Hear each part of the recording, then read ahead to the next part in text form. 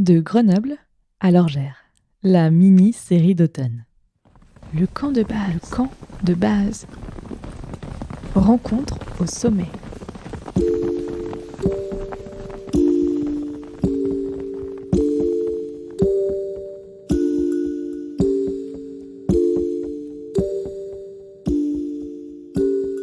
Épisode 3. Opinel, le petit couteau de poche qui traverse les âges.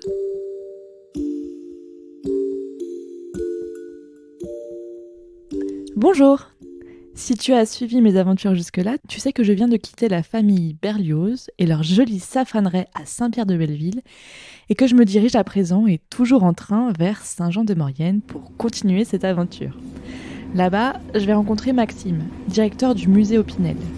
Dans cet épisode, on va parler de l'histoire de ce petit couteau de poche qui a été fabriqué par un de ses aïeuls au XIXe siècle à Albier-le-Vieux, donc dans la vallée de la Maurienne. Bonne écoute. Bonjour Maxime. Bonjour Émilie. Donc vous êtes Maxime Opinel, vous donc descendez de la première personne, Joseph Opinel, qui a créé à Albier-le-Vieux, donc tout à côté de là où on est aujourd'hui, le premier couteau. Est-ce que vous pouvez peut-être revenir sur cette histoire de l'Opinel ? C'est vrai que le couteau Opinel, tout le monde le connaît, en tout cas en France ou presque, hein, mais on ne connaît pas forcément son histoire et on ne pense pas forcément que c'est un couteau savoyard à l'origine, puisque maintenant il est diffusé dans le monde entier.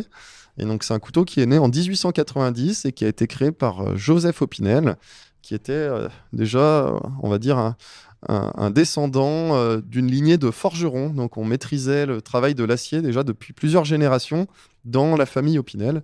Et lui s'est intéressé plus particulièrement à la fabrication d'un petit couteau de poche qui, dès la fin du 19e siècle, a connu un franc succès. Et on sait pourquoi est-ce qu'il a eu cette idée ? Est-ce que ça lui servait dans sa vie quotidienne ou est-ce que quelqu'un lui a demandé de produire un petit couteau de poche ? Lui, dès l'âge de 12 ans, il a dû quitter l'école pour travailler avec son père dans l'atelier familial de taillanderie, de forge. Mais ça lui plaisait pas du tout de fabriquer des gros outils.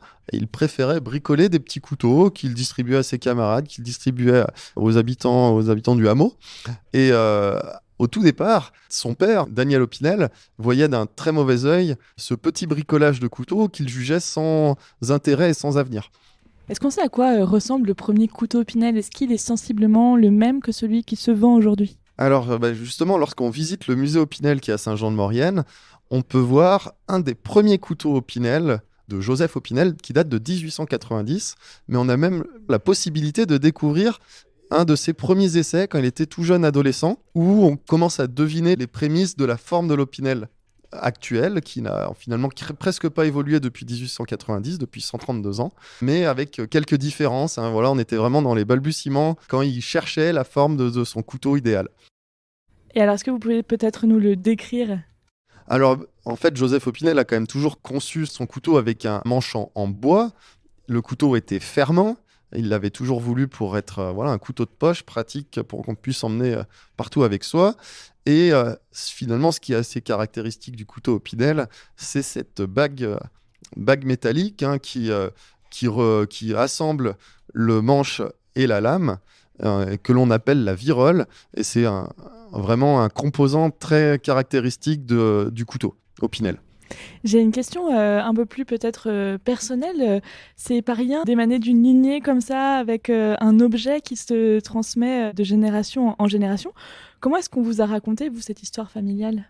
Alors finalement, moi j'ai toujours baigné dans cette histoire familiale. Mon père était coutelier, ensuite il a créé le musée Opinel quand moi j'étais encore tout jeune enfant, hein, j'avais 4 ans. Donc mes premiers souvenirs, je les ai toujours eus avec le musée Opinel et j'allais voir mon père finalement au musée. Et donc j'ai toujours été imprégné de cette histoire et finalement j'estime presque que c'est une histoire normale de mon point de vue de famille. En étant en plus à Saint-Jean-de-Maurienne, voilà, les habitants de la ville ont toujours connu, on va dire, un membre de la famille Opinel. Donc c'est pas non plus une famille d'extraterrestres. Et finalement, c'est plus quand on s'exporte un petit peu au-delà de la vallée, au-delà de la Savoie, qu'on va rencontrer des personnes qui disent mais Opinel, mais de la famille, oh là là, c'est très particulier. Alors que quand on baigne dans le lieu d'origine, on a moins cet effet-là. Et alors justement, vous parliez de votre père coutelier. Donc aujourd'hui, vous êtes directeur du musée Opinel dans lequel on se trouve actuellement pour cette interview. Est-ce que vous avez touché à la coutellerie? Est-ce que vous avez déjà fabriqué des couteaux? Alors, pas en tant que tel, hein, on va dire. Le métier de coutelier a beaucoup évolué et c'est justement aussi une chose qu'on peut découvrir dans le musée. La fabrication à l'heure actuelle, hein, à fin du XXe siècle ou actuellement, n'a plus rien à voir avec les procédés de fabrication de l'époque de Joseph Opinel. Et donc, finalement, on est plus dans un mode de fabrication industrielle où on va demander de multiples compétences aux personnes qui fabriquent les couteaux, de savoir piloter des machines à commande numérique, de savoir faire de la maintenance avec des opérations plutôt manuelles qui sont réalisées par des opérateurs.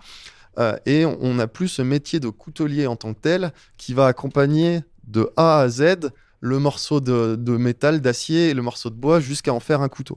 Donc voilà. Aujourd'hui, on n'a plus ça vraiment au sein de l'entreprise, sauf pour quelques couteaux très particuliers de la gamme. Et donc, moi, en tant que tel, je ne peux pas me définir comme étant coutelier. Par contre, j'ai toujours baigné dans les couteaux, j'ai toujours vu l'évolution ces 20 dernières années de la production qui a lieu à Chambéry. Et donc, j'ai également une maîtrise au niveau de ces procédés de fabrication. Mais c'est vrai que moi, je me suis plutôt orienté vers le musée que pour reprendre un petit peu le flambeau de mon père. Effectivement, vous avez parlé de Chambéry. Est-ce que vous pouvez peut-être nous décrire un peu les lieux, puisqu'en fait, le couteau Opinel, il est né à Albier à la fin du 19e siècle. Maintenant, il est produit à Chambéry, il y a une usine. Est-ce que vous pouvez nous décrire peut-être un peu les lieux pour les auditeurs, les faire voyager un peu? Alors, en fait, déjà pour décrire rapidement le lieu d'origine, à Albier, hein, c'est un petit village en montagne. L'atelier, à l'époque, c'était 2 pièces pour fabriquer le couteau. Il n'y avait pas besoin de beaucoup d'espace. Aujourd'hui, la fabrication actuelle à Chambéry, elle est vraiment sur un lieu, on va dire, industriel, avec de nombreuses machines à commande numérique qui vont servir pour le meulage des lames, pour la réalisation des manches ou des viroles, ou pour l'assemblage. Donc il y a également besoin d'un grand espace de stockage, il y a des bureaux pour la partie siège, la partie commerciale. Donc c'est vraiment un bâtiment d'ampleur dans lequel on est un petit peu à l'étroit depuis quelques années, puisque le couteau Opinel a le vent en poupe et connaît un franc succès, au-delà même de nos capacités de production. Est-ce qu'on a une idée de l'export que vous faites aussi à l'étranger de ces couteaux? Parce que c'est un couteau qui est connu mondialement. Quand on va en Australie, quand on va dans d'autres pays outre-Atlantique, on connaît le couteau Opinel. Alors, c'est vrai que la production est exportée à 50%. Tout est produit à Chambéry, mais on vend dans le monde entier, dans plus de 70 pays dans le monde. Alors c'est sûr qu'en Australie ou au Japon, on n'aura pas la même notoriété qu'on peut avoir en France, où presque tout le monde connaît le nom et le couteau. Mais on tend à développer ces pays, aussi bien européens que le grand export. Et justement, est-ce qu'il y aura des formes différentes pour des Opinel qui iront à l'étranger, ou vous tenez à garder cette forme originale? Alors, on travaille quand même beaucoup au niveau de la forme originale. On espère convaincre les utilisateurs du monde entier avec cette forme traditionnelle. C'est plutôt le cas. On a peut-être un petit peu plus de mal avec certaines destinations qui n'ont pas les modes de vie, on va dire, à l'occidental. Et je pense notamment aux pays asiatiques qui n'ont pas cette culture du couteau de poche qu'on peut avoir en Europe. Déjà, ils vont pas manger forcément à table avec un couteau, plus avec des baguettes. Ils ont une très grande culture du couteau, mais plus du grand couteau de cuisine qui va servir à préparer des plats, à couper du poisson ou autre, ces images-là qu'on a un petit peu tous en tête. Mais on a un peu plus de mal à rentrer sur ces marchés avec les couteaux de poche, alors que aux États-Unis, en Australie, finalement, on se rapproche un petit peu du mode de vie qu'on peut avoir en Europe et avec le couteau de poche qui fonctionne très bien. Très bien, donc une forme qui restera traditionnelle finalement, ouais. Pas forcément d'innovation prévue, et finalement vous n'en avez pas forcément besoin, j'ai l'impression, puisque ça marche très bien. Alors on essaye quand même de développer la gamme, mais de rester toujours avec une identité propre à la marque. On va développer des nouveaux couteaux avec de nouvelles fonctionnalités, mais on essayera quand même, dans la mesure du possible, de conserver un petit peu cette image de l'Opinel traditionnel et que, presque au premier coup d'œil, on devine que finalement ça fait partie de la gamme Opinel, même si la fonctionnalité est un peu différente ou plus variée que le couteau classique que tout le monde connaît. Vous pensez par exemple à la gamme des couteaux de cuisine, l'économe, le couteau à dents, c'est ça ? Je pense notamment aux grands couteaux de cuisine où on a travaillé la forme du manche pour avoir une forme assez semblable au couteau de poche. Alors, dans l'esprit de garder cette image de marque, de cette identité, mais aussi finalement parce que si cette forme de manche n'a pas évolué sur le couteau de poche depuis plus de 130 ans, c'est sans doute qu'elle est très ergonomique, qu'elle convient bien à un grand nombre de personnes, et donc on ne va pas essayer de réinventer l'eau chaude non plus, quoi. Donc on peut essayer de développer notre gamme en restant sur des bases qui sont solides. C'est super intéressant, et d'ailleurs je connais pas votre gamme par cœur, mais vous avez coloré les manches de vos couteaux qui sont plus forcément en bois brut, mais on pourrait aussi imaginer pourquoi pas des collaborations avec des artistes qui permettraient de donner une autre teinte peut-être aux manches. Oui, alors c'est vrai que la technologie pour la réalisation des manches a bien évolué, notamment leur personnalisation. On peut faire de la personnalisation avec de la gravure, et on peut aussi faire une personnalisation qui s'appelle de la sublimation, et qui permet de recouvrir la totalité du manche à partir d'un dessin qui aurait été réalisé par un artiste. Alors il faut un certain format numérique, bien entendu, mais ensuite ça peut être recopié à l'identique sur le manche, et on a fait plusieurs collaborations avec des artistes internationaux pour des séries limitées proposées notamment aux collectionneurs.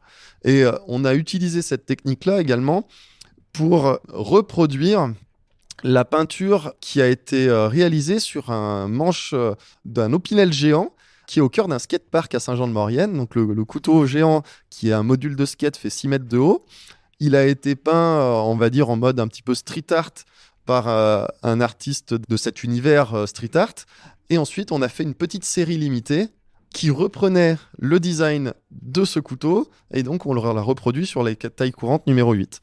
Eh bien, merci beaucoup Maxime. Alors, notre entretien pour l'histoire du couteau Opinel s'arrête là, mais on vous retrouve dans l'épisode 4. On va parler du musée, plus précisément, de la politique de la marque Opinel, comme d'ailleurs le chemin de randonnée pour découvrir le lieu originel de la fabrication de l'Opinel qui a été ouvert cet été, et donc c'est dans l'épisode 4. Merci beaucoup Émilie, à bientôt, au revoir. Tu nous suis ? Eh bien, c'est dans le prochain épisode.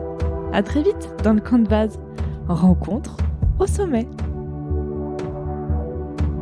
Et n'hésitez pas à continuer le voyage avec moi sur Instagram, Twitter, LinkedIn, et en vous inscrivant sur la newsletter. Vous trouverez tous les liens sur campdebase-podcast.com.